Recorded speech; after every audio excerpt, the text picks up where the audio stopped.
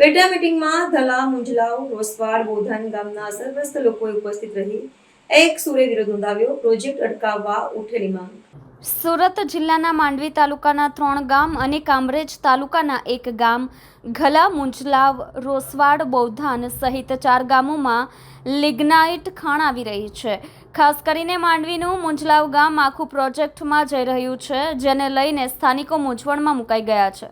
ત્યારે આ પ્રોજેક્ટ સામે હવે સ્થાનિકોએ બાયો ચઢાવવાનું નક્કી કર્યું છે. ગુજરાત ખેડૂત સમાજના નેજા હેઠળ સ્થાનિકોએ લડતના મંડાણ શરૂ કર્યા છે. શુક્રવારના રોજ મોડી સાંજે પહેલી બેઠક માંડવી તાલુકાના બૌધાન ગામ ખાતે મળી છે, જેમાં 300થી વધારે આગેવાનો હાજર રહ્યા છે. આ બેઠકમાં કઈ રીતે આ પ્રોજેક્ટને આવતા અટકાવી શકીએ તે માટે ચર્ચાઓ કરવામાં આવી હતી. મીટિંગ સ્થળ પર માંડવી પોલીસનો ચુસ્ત બંદોબસ્ત ગોઠવી દેવામાં આવ્યો છે.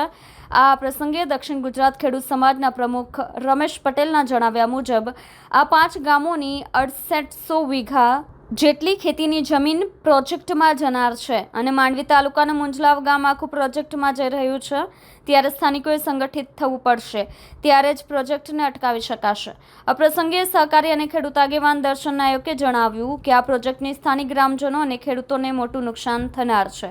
આવનાર દિવસોમાં ગામડાની સંસ્કૃતિ કઈ રીતે બચે, જમીન કઈ રીતે ફળદ્રુપ રહે અને ખેડૂતોને નુકસાન ન થાય એ દિશામાં આપણે સૌએ આગળ વધવું જોઈએ.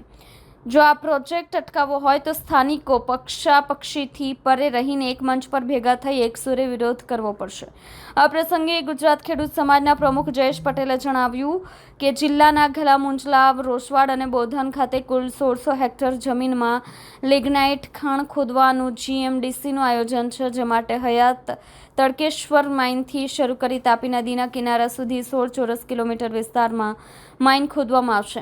કાકરાપાર જમણા કાંઠાની મુખ્ય નહેર આ પ્રોજેક્ટના ઉત્તરીય દિશામાં આવેલી છે. ખાણ બ્લોકના એક ભાગમાં આ કેનાલ આવેલી હોય તેને ડાયવર્ટ કરવામાં આવશે.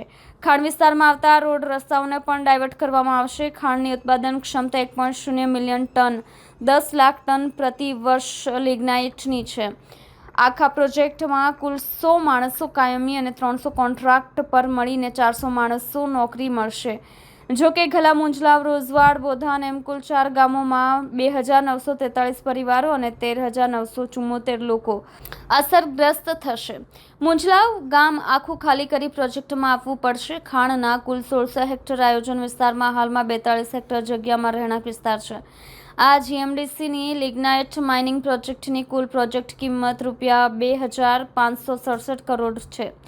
1600 હેક્ટર પૈકી 526.71 હેક્ટરમાં ઝાડ રોપવામાં આવશે.